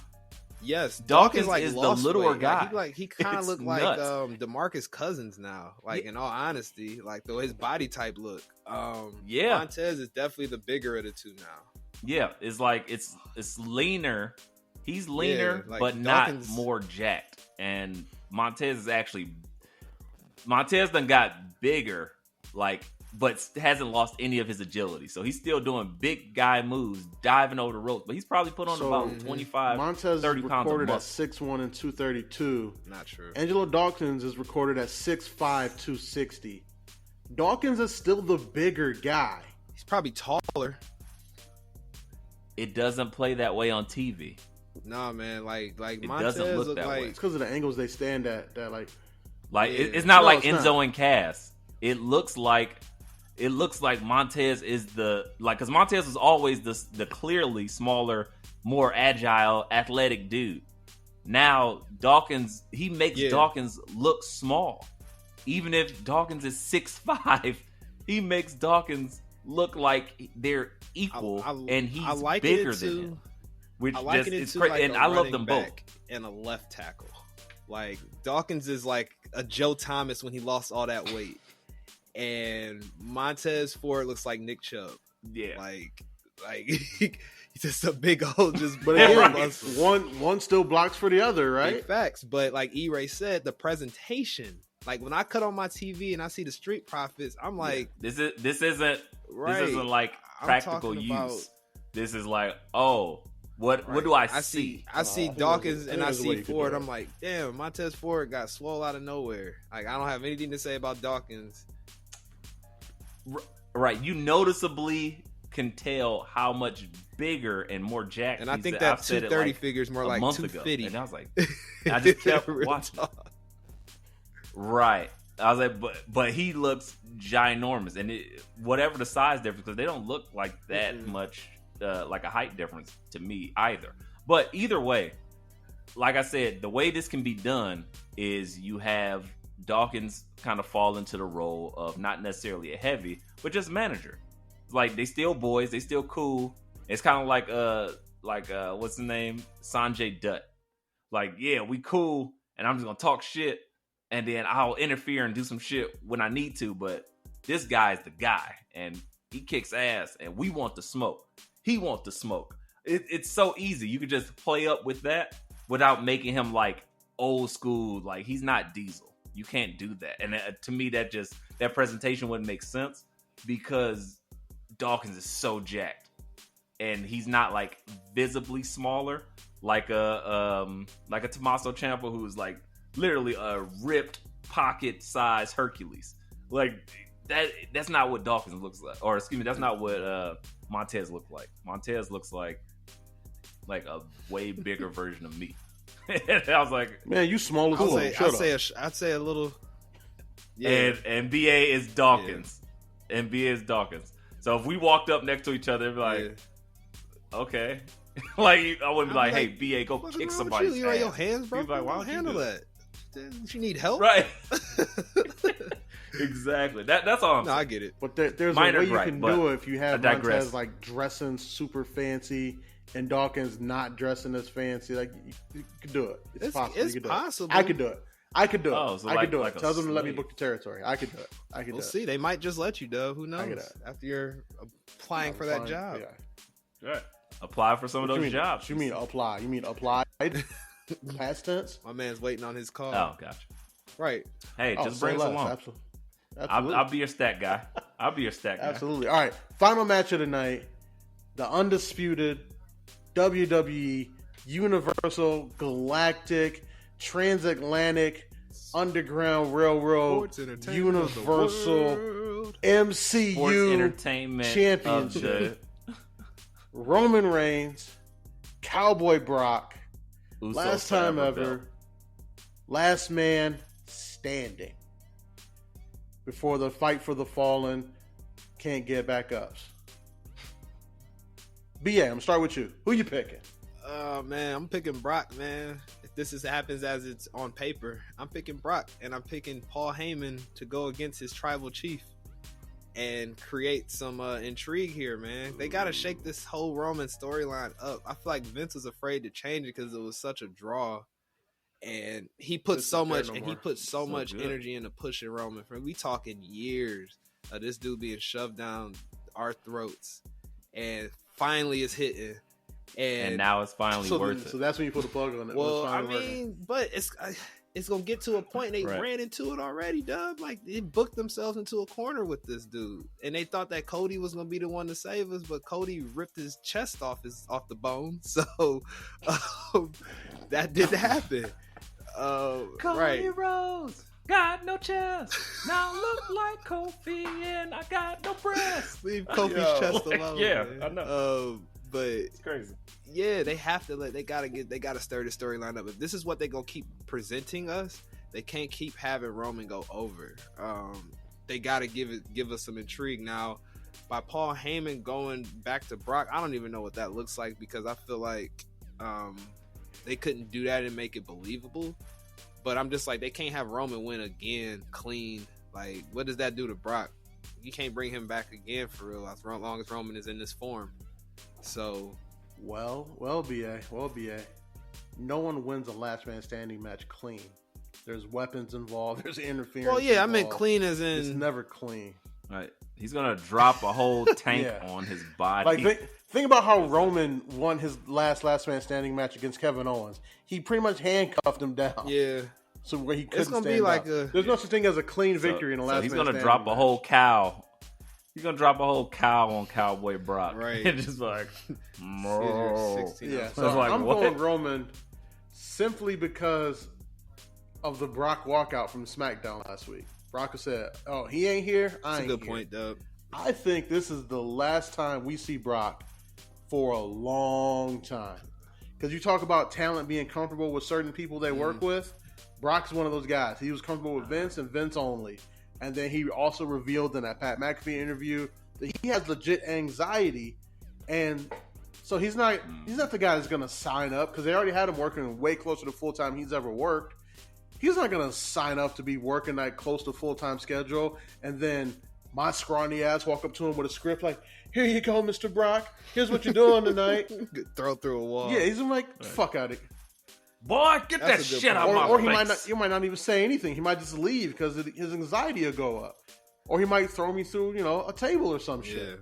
So yeah, I think this is the last time you see Brock, and I think Brock's gonna do the job here. Again, I can't, especially because that. like Roman and Drew at Castle at the Cardiff, that sells you. Castle at the Carter. You're hitting everything. Man. You're hitting Whatever all that my shit's points. called. I got Thank you. It's Castle hilarious. Cardiff. It works. I'm just No, shocked. Like, we gonna see Brock with Right. his Clash shoulders at the on the royal mat family. again. The creeps at the castle Like, match. No, it's the last man standing All match. right, they just gonna handcuff Yes. him and beat the shit out of him, basically. All right, got it. Yeah, Got Yes. that was my point. BA, Like, like it's gonna be a Uso. no one gonna wins the be last a man bloodline standing match beat. I'm clean. gonna They just smash just him. tee off on Brock, and that's what it's gonna be. And Brock gonna get to throw him around. He gonna throw the Usos around. He gonna do some Usos, shit. Sammy, And yeah. I think Yeah.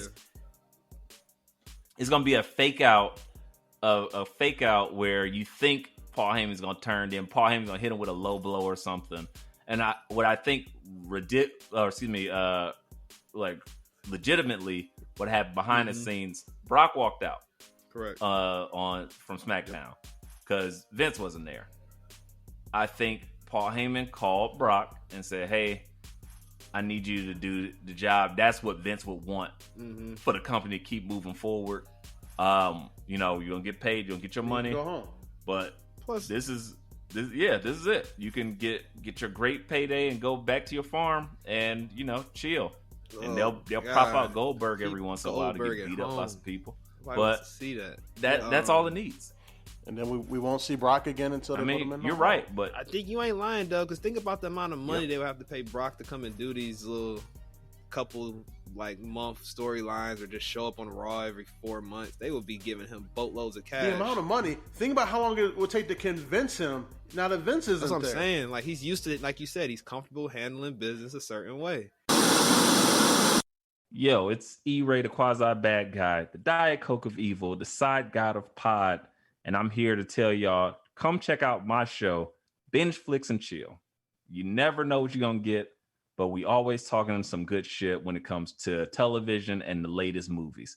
So we want to bring y'all in. We want to make sure you have a good time. You learn something, you laugh, you cry, you might stab a nigga or two. I don't know what you're gonna get, but that shit's popping. So come check out Binge Flicks and Chill. And it's me, E-Ray, and I'm out. And Vince literally, But that's the thing. Like, it's not there's even no about the money at this point. producers. BA. You don't Brock's produce price is Brock Brock's Lesnar. price. Like, if you're willing to pay his price and Vince tells him a good story, he'll come out the house. you bring up a good point, Doug. But both of those things had to happen. Follow me with this. Both of those things had to happen. Follow me here. One of those things can't happen no more. He's all about it. He's got his price. Tony Khan's got a big checkbook that he stole from his dad, and he can write whatever he wants for Brock to come and show up on TNT. But Vince not there. Exactly. Vince ain't there. But Vince That not at was AEW either. the talk But beforehand. if you telling me if Brock Lesnar give that man a blank check, he ain't gonna show up for. No, I'm not telling you that because he showed up in Japan for like 4 months. Exactly, that's and what I'm just beat up on the saying. Japanese Who's people, to say that- like Dean Ambrose.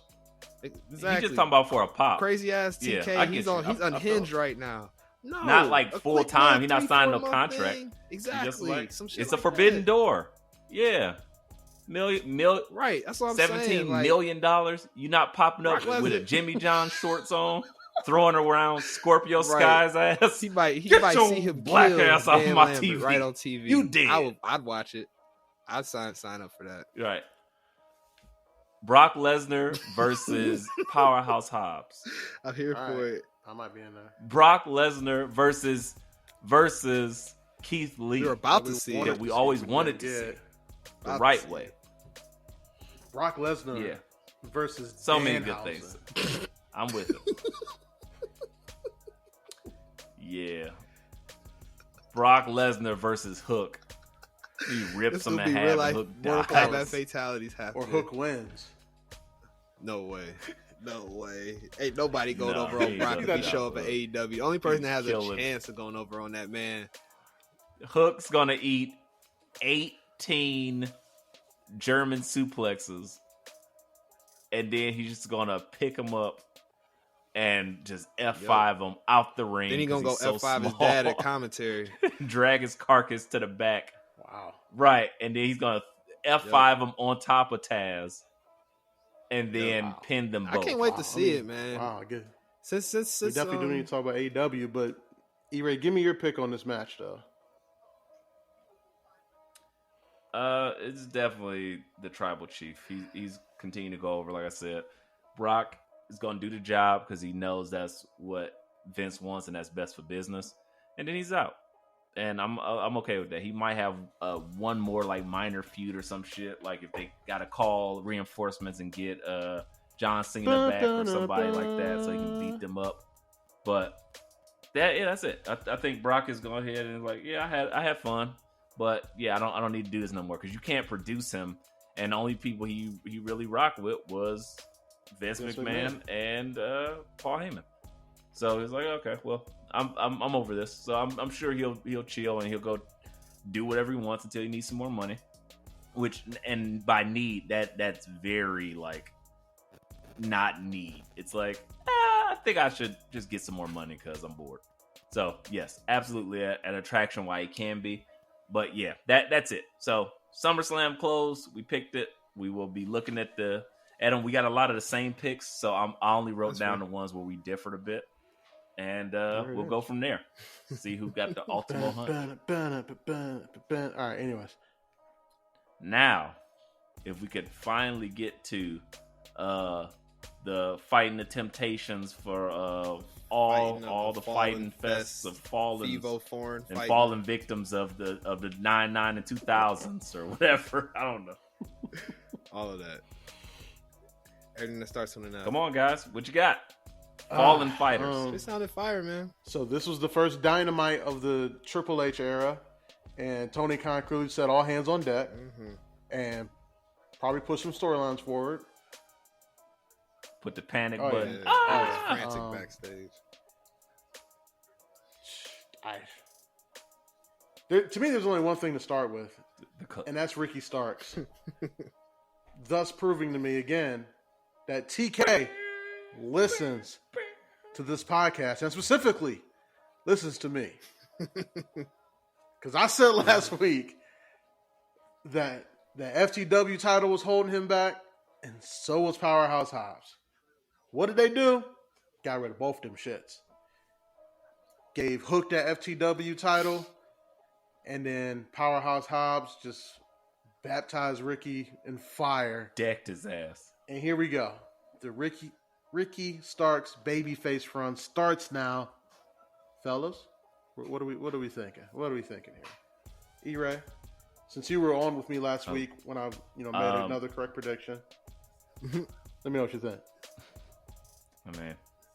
I mean, look, broken clock is right twice a day or whatever they say. Garbage can gets a steak. I don't know. Whatever those every squirrel gets a nut. Euphemisms I'm getting a lot of that nuts lately, Jay-Z uses. Yeah. Yikes. Whoa. Pause. But I will definitely say I enjoyed I popped for the Ricky Starks pre-package before his music hit. I was like, that was kind of like Babyface. And then he came out and started talking, and the crowd was so excited with him. I was like, this is very Babyface. And then Powerhouse Hobbs was like, shut the fuck up. And decked him in the back of the head, gave him a concussion. And I was like, that's been a long time coming. There's that. And after Danhausen pulled the switcheroony and Hook came out, so it was a lot of things that were happening, a lot of moving parts, but I thought it was well done. I'm definitely here for the babyface Starks run. I think he has the charisma to pull off a babyface and not make it so Steve-ish. So I'm all with it. I just think he should lose that pose thing. I just do not get it. I don't like it. It doesn't work for me. But everything else, he's pretty cool, pretty money. I like it. I was hearing y'all Ricky Starks talk as I was moving last week, and it made me stop in my shoes because I remember E-Ray was not big on Ricky Starks, correct? That's what I thought. At all. To get my fresh take on this one, I see the intrigue of Ricky Starks. I get it, but the only thing I just don't like that he does is that weird pose, like you said. Yeah, it's weird, but I get like the dude's charismatic. I like him more as a heel. I'm looking for now. I didn't watch Dynamite yet. I got it on the DVR. I'm gonna watch it tonight. after we get done recording. But I'm looking forward to see this different Ricky Starks, so I can see what this will look like. It sounds like it's gonna be the shit. According to I trust our tribal pod chief when it comes to certain things, and it seems as if this whole Ricky Starks switch up is what he needs, but I still want to see it before I'm completely all in, because I liked him as a heel. He used to say some funny stuff. So yeah, it'll show me if he can pull off this babyface thing. I think we got a real pro wrestler here. 98 Rock. I was gonna say, honestly, I don't think they have to strip him of the clever puns and things that he says and the promos, because he's still so charismatic and he's not like a generic baby face. He was bad, but he's a bad guy that got wronged by another bad guy. So it just makes him like, well, I can talk shit to you. I can do this. Yeah, very much tweener vibe. And in this feud, he can be angry too. Mm-hmm. Yep. Right. And he can basically get over by just shitting on Hobbs and Taz and all of them, and like going after them in that way, which would be fun. And it still gives him the crowd without having to be like so generic and boring. But that brings us to the next issue, or next thing that came up with tweeners. Jungle Boy, being babyface Steve, he called Christian a pussy this week. Oh, Jungle Boy. He said a lot of things about Christian. He said you're a tiny prick. Damn, but that would explain why you're white. That was a great line. And I was like, that was a great line. Give him the heat. Yeah. Damn. He was firing it. He said I dug the hole and I put my father he brought up in. Luke Perry. He was going off, Please. and it was like, this is some good. I can't wait to see. Yeah, this. it was some good shit that he was on. I was like, okay, that's what we needed, babyface Might Steve. call him by his real Like, name now. You feel long-haired Steve. way more of a fleshed out character. Yeah, it was like you got some grit to you now, and I like that. And I think that was the purpose, because just having them be there was like blah. My only issue, and I'm sorry, BA, for a little bit of a spoiler, but the weird, like, random limbo that leaves Luchasaurus in. I think Luchasaurus was fantastic evil. He still has the black evil mask. He still feels like he might hit Jungle Boy in the back of the head at a moment's notice. I feel like if they didn't want to recycle the same shit they just did with Ricky Starks, they're like, hit him, wait, don't hit him, don't hit him. And they just kept whispering in the back. And then they just play any, mini, miny, mo. And before the shit ended, they was like, all right, don't hit him. But he feels evil. I was just waiting for him to turn at a moment's notice. I think he still might turn if him and Christian have a match. I think because Christian did say something to the effect that Luchasaurus, you were in the main events and you were doing things when you were with me, and I brought you to the main dance. I think that's going to resonate, and I'm hoping that it takes hold and then he actually goes with Christian. But it does, again, still give Luchasaurus something to do, and it also makes Jungle Boy just a little bit more likable and not in that corny babyface forgettable Steve way.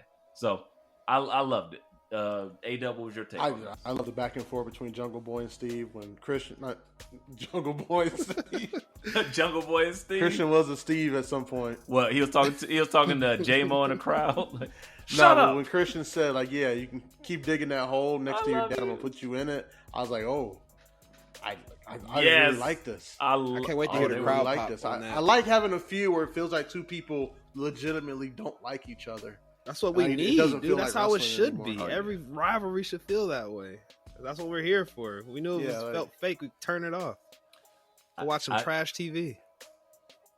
I think this Fight for the Fallen was basically should be called AEW promo school, because it was about 4 fantastic promos that were delivered the other night, and I was like, God damn! Like the back and forth with those two, with Jungle Boy and Christian Cage, the promo stuff, the promo work that Ricky Starks was doing, fantastic. The promo work that Anna Giz and did, but more Moxley and specifically, Jericho. yes, Jericho and Moxley was on fire. Everything Jericho was saying was great. Moxley came back great.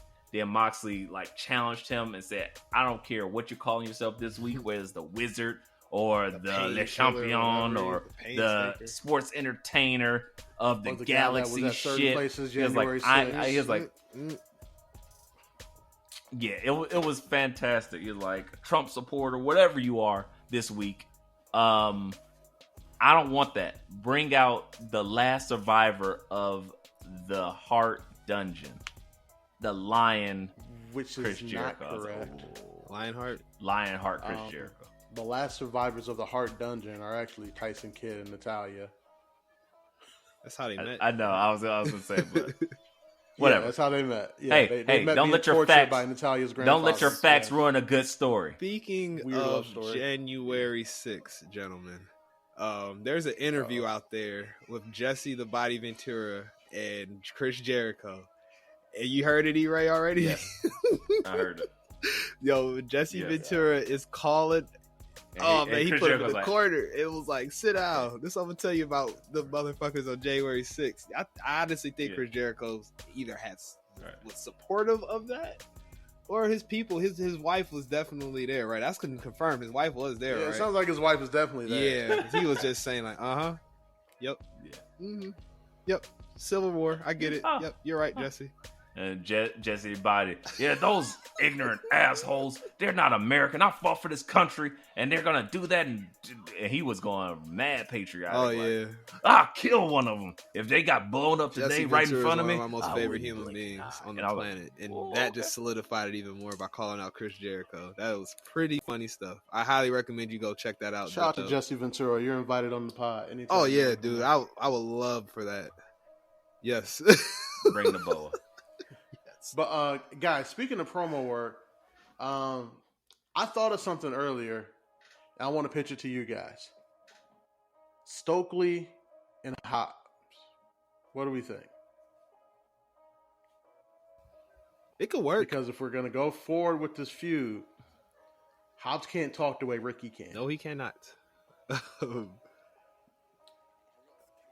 So are you going to, let me ask you this. Are you taking him from Jade? He gonna be like Jimmy Hart, just manage all the black people. That's one. Jimmy Hart managed all the heels. Stokely managed all the black guys. Yeah. You can do the same thing Smart Mark was doing. Because he had Jade, and then he was doing Tony Neat pause. He was managing Tony Neat on the side. I think Kevin Gates, being all elite, will have something to say to that. But I would say sure, but my other question would be: so do you pull Powerhouse from Taz? So Team Taz is pretty much done, right? Yeah, that's why they just put it on Hook. I think that's why they put it on Hook. I don't know the FTW title. Okay, exactly. Why? He wasn't Hook's never his like dad. really. I mean, Hook's not his dad. Right? Hook's his son. Right. I'm my own grandfather. Right. Just like Elon Shout out Musk. to the stupids. That's all. But so wait, Hook is Bishop. Wait, what's going on? Hook is Bishop. Hook, right. Hook birthed himself. Now that's a quantum leap right there. Yeah, for sure. But no, man, he was never really they never would show Hook in that stable though, right? In all honesty, he never was with. No, they did. No. Well, he used to come out. Okay. Yeah, but he do would just nothing. come out and just kind of stand there. Just look mean. When they were really running, they was running. But then they kind of let Hook just hey, you go beat the people on Rampage for the next 6 months. And Hobbs and Ricky were kind of a tag team. So the team was kind of broken up. They weren't doing their jump niggas things together. So now that, Hobbs turned on Ricky and the way Taz was reacting to it, it sounds like Team Taz is just kind of done. It sounds like it too. Hook is doing his own thing. Ricky's doing his own thing. Hobbs is against all of them now. Yeah. So you put Stokely there, somebody to talk for Hobbs and somebody to get him the opportunities he deserves as a powerhouse or whatever. Stokely will flip it. So I got you. Stokely walks up and in a backstage segment and just says, I seen what you did out there. He's like, I love what you're doing. The talent that was with me, they're holding the gold. I see you as a future champion. Let's talk. And then they just kind of walk away and cut it. That's all you do. Then next thing you know, now they're together. I don't want to just see him appear with them, like kind of like he did with Jade. Like, give me a little bit to go on, a little bit to the chomp on the bit, and I'm okay with it. So here's what I would want to happen. I'd want like Soku to say, "You need me to help you get some gold," and then Hobbs just yokes him up and just say, "I don't need nobody. Ask Ricky." And then Soku's like, "Hold on, brother, hold on, chill. Here, just take my card," and it's like slides it into the suspender or something, and then Hobbs drops it and walks away. And then a week or two later, Soku's just there, and you're like, "Oh, I guess Hobbs decided not to kill him." Either one of those scenarios could work. That's how I would do. Yeah, so I mean, both of those I things. don't work. ever want Hobbs to Both be of those things agreeable work for to me. I'm anything. okay with that.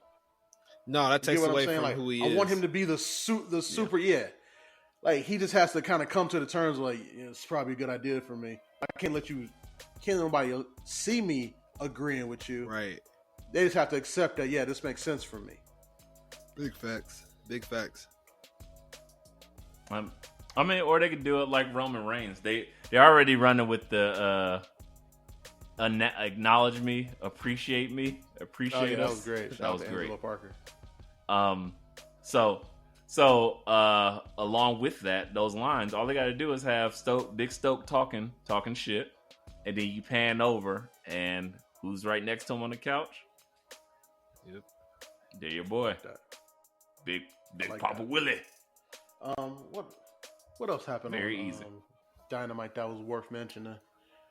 Moxley beat Roosh. It was a really good match. Good match. He put that choke on the shit. They be like, die. And again, it was another one of those things. The announcers were really trying to put Roosh over. And I'm thinking in my head, like, I've never heard of Roosh before 3 weeks ago. I hate when they do that shit, man. I mean, true, but he's one of those ROH super talents that him versus brother Dragon Lee, that was a big thing, and they put on a good match. And they're like, you know what? Let's bring him over here. And I get it. They're trying to put him over, but his work spoke for itself. He's really good. Love that. I'm just like, damn, like, why haven't I heard of this guy? Yeah, And it just kind of bothered me the whole time. And I don't like his name either. Roosh. Yeah, Roosh. It's spelled Rush. Yeah, like your name's Rush. When Rush comes up on his your graphic, name's I was Rush, like, bro. Wait, John Moxley's defending the title against Leo Rush? What the fuck? I was like, oh no, Mexican guy, Roosh, the white bull. Yeah, right. We're doing them like white people do us. Your name's E-Tron? E what? No, your name's gonna be Eric. We're gonna call you Eric, okay, buddy? Like, that's not my name, though. Deshaun? Shut up, Rush. It's Deshaun. Deshaun? Right. Deshaun? Where's Rush? It's pronounced Rush. Okay, Rush. German. Glad you're here today. Right. All right, Russ. All right, Russell. I'll see you later, Russell. That Russell, he's such a character. Yeah. Name's Roosh. But yeah, that happened. All right, and, the Engorblades didn't go over again. Speaking of the Engorblades, Andrade got to be one of the first guys Triple H calls and says, yo, how much longer is that contract? Right? I don't know, man. Like, because he's done jack shit over there. Facts. Jack shit. Bring him to ROH. Tony, let him just I wouldn't be mad at that either, but I'm just saying, like, if there's a list of guys that Triple H calls, give him one of them 82 belts. How much long is that contract? I think Andrade, Keith Lee, and Adam Cole got to be atop of that list. But granted, TK told us all immediately how much longer Adam Cole's contract is because he got scared. Adam Cole, he'll be here another 5 years. Right. He's not going nowhere.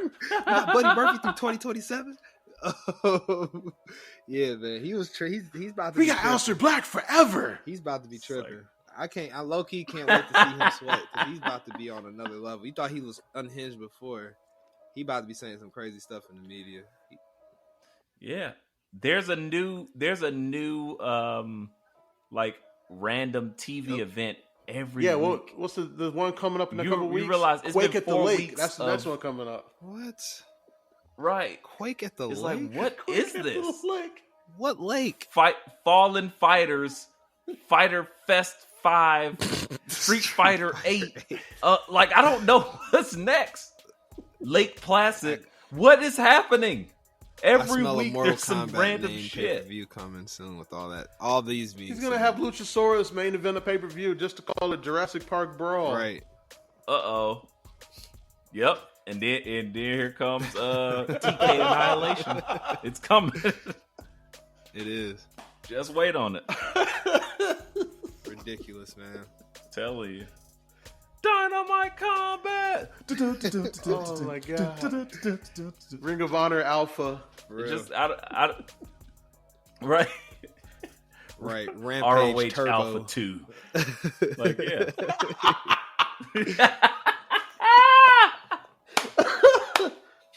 Yeah, they already have those AEW type AEW. Yes. You think they're gonna bring somebody else just like difference. Ryu, like WCW did with RoboCop, and they had him in the cage? Like they're gonna do that. And the champ's gonna be in the During ring, Halloween, and just then the wait. graphics gonna come up. A new challenger. Oh my god! I'm turning off the TV. Right. USSR. Oh, all right. Terrible.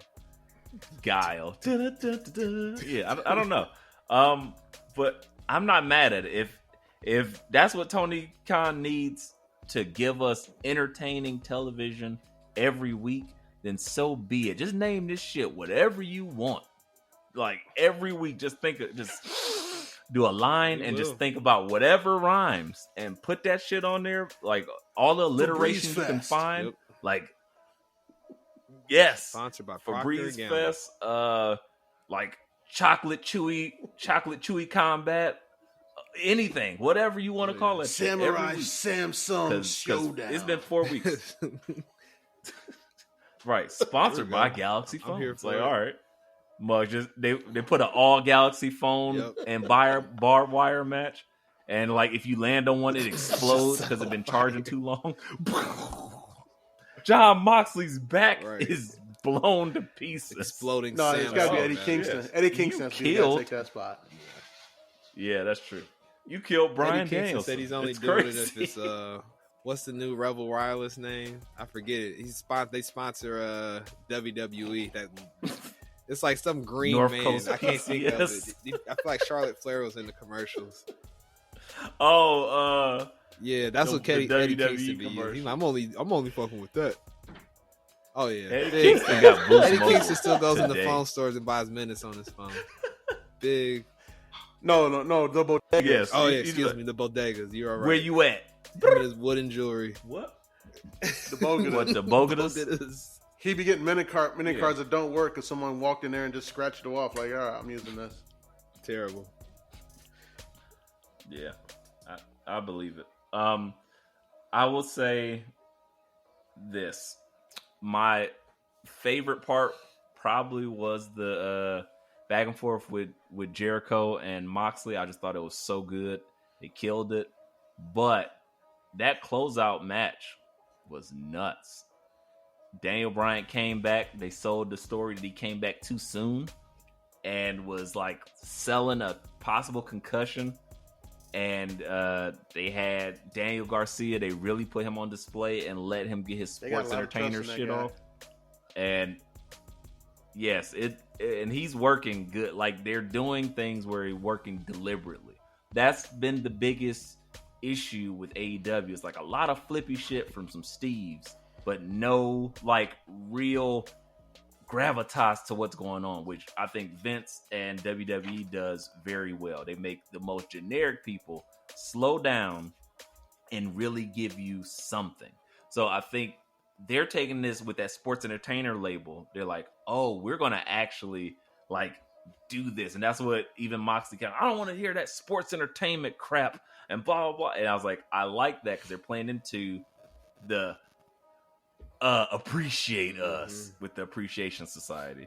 There, Daniel Garcia is working the match very much slow and methodical. Even with Bryan Danielson coming back, he's like, "Oh, I have a concussion," and he falls down to his knees after he does a backflip. And then kicks him in the head and knocks him out the ring. And they had like just a fantastically done match where Daniel Garcia went over.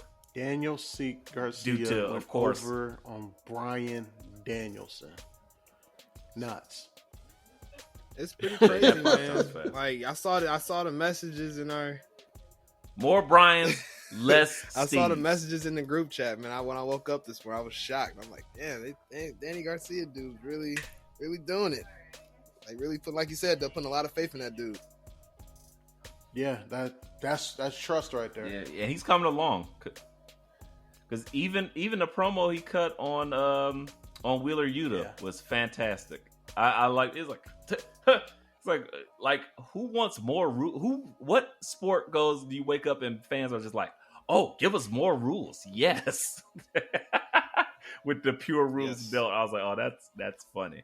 And he's being able to slowly showcase his ability to talk because he doesn't have a lot to him, but when he gets to talk a little bit and using the sports entertainment guys or using that vision of through sports entertainment, it's giving him a lot more like interest. So he doesn't just become again another Steve. So I think they're doing a lot to make people feel a little bit more distinguished, which I'm liking, and all of that is working to their aid and making this TV much more watchable than it has been in years. Agreed. Fully. Fully. Well, guys, I think is that it for us? Because we don't want to kill the people, drown them in too much. We gave a solid 2 hours. I think we capped it out, for fellas. next week. I think we capped it out. I think next week I'll give the people kind of my inside look into the world of independent wrestling as I went through a lot of that past couple of weeks. That'd be cool. Oh, you had to fight all the neck beards. Fight for the neck beards. It looked like you grunted a little something. Oh no, I got a trip to the barber tomorrow. No. Yeah, he like, I don't want that stank on me. I felt it spreading like a I wash my I clothes. use deodorant, sir. Called my barber up like, yep. Right. Yeah, BA got the chin strap on lock. I got a little bit of hobo magic going on here. It's a self-care week coming in, so I'm about to get this all tapered up. We will not get that getting this shit lined up. My football players expect a beard every season. And then I shave it off at the end. So one day in November, you'll just see me just shadow faced out here. So. Yeah, that's gonna be crazy. BA, I need a favor before we get out of here. What's that? Put a mask on. I need you to have your players do 5 extra up downs just for me because I ain't doing none. All right, bet. Camp open up on Monday, August 1st, baby. All right, and then give them A-Dub's address so they can whip his ass. That's no I problem. don't beat up children. Don't get it twisted. And I'm sure they're gonna do something anyway to justify up down. So I'll just throw an extra 5 on there for you. Of course, I got you. They're kids. Yeah, that's what they do. Slacking, you got something to get back to work. Right. Absolutely. No problem there. All right, y'all. We gonna get up out of here. Shame on you. I am your tribal chief, the pod god, the dub show, if you will. The dub show. You can catch me every Tuesday on the Embrace the Turn-Up podcast with my homie John. You can catch me, we'll say bi-weekly on Mondays, which is what it's looking like, on the Nah Fam, the newest sports debate, hip-hop debate, wrestling debate show with the homie Tare. And if you look for me on these Twitters, on these Grams, I'm at ADUB1220. Holla at me there. I'm talking shit. I'm getting these jokes off, talking wrestling, talking Lions going 17-0. I'm talking a lot of shit. But that's where you guys can find me. E-Ray, tell them where they can find you, you evil motherfucker. Diet evil. He's full evil, full-blown evil. That laugh was full evil. It is I, the quasi-bad guy, the real cane sugar Coke of Would evil. that be high fructose corn syrup? You can find me, maybe. I don't know. Whichever one they got to hack down with that's cane sugar. With the that's the cane machete. Huzzah! Yeah, that's the real shit. You can find me at E_RAY_the bad guy on Instagrams, showing lovely videos, making reels of my puppy and my family, and trying to get ready for this move and hustling and bustling and getting more muscles because I just want to be so jacked. It's crazy, man. But I gotta pull my Montez on y'all. So BA gonna be my Dawkins. So just keep slimming it up, BA. I'm keep getting jacked beef. I'm back beef on jerkies. it next week, man. Yes, Jack sir. Link's beef jerkies up here. But then you can find me at _RAY the hipster on the Twitters, talking about hilarious wrestling, making funny commentary, or just watching some filth, because Twitter is a disgusting place. And I love to look at it. Also, you can find me every Friday, or excuse me, every Saturday, with new episodes of Inaudible Ruckus with the homie Low and Smiles, and then other featured guests from here and there, but always talking that great shit that we do. And Binge Flicks merch is out, and Binge Flicks will be back this fall with some great TV shows coming. I can't wait. I'm watching so much good shit that I want to talk about it. So look out for that, and go buy yourself a shirt. Yeah, motherfucker. Yeah. BA, before you start doing up downs, before you go to bed, hit them with your socials. Oh, your lack thereof. I was about to start doing them. Yes, my lack of Chop 'em socials. up. Yes. Hit it. No. Y'all know y'all can find me absolutely nowhere because I have no socials, but I do help out with our pod page when I am not moving or working or coaching or dadding or husbanding. Just knock it off. BA is let me book the territory. Essentially, correct. Twitter. That's it. He be capping. That's not He's just trying to give himself out. I'm not showing my life. Hey, just in case my wife is listening, I don't run a Twitter page. I am not liking all those big titties. I'm sorry. I don't know. It's all A-Dub. All right, bye. E-Ray. These nuts and blunts. Yeah, I don't know. I say it's not mine because I'm not like posting my family or anything. I'm talking wrestling. It's what I'm ever on there. But I claim it when I'm there. I wish I could claim it. They've been doing a great job in my absence the last couple of weeks. But I promise. Just wait, I'm not done. Oh, I bet you aren't, sir. As I go and check periodically and see the things you're up to. Look at those beautiful breasts. Right. What? Man, they just started a Find Women Who Watch Wrestling hashtag. I'm all over this shit. Good Lord. With that being said, I'll be running the Twitter page and all that fun stuff.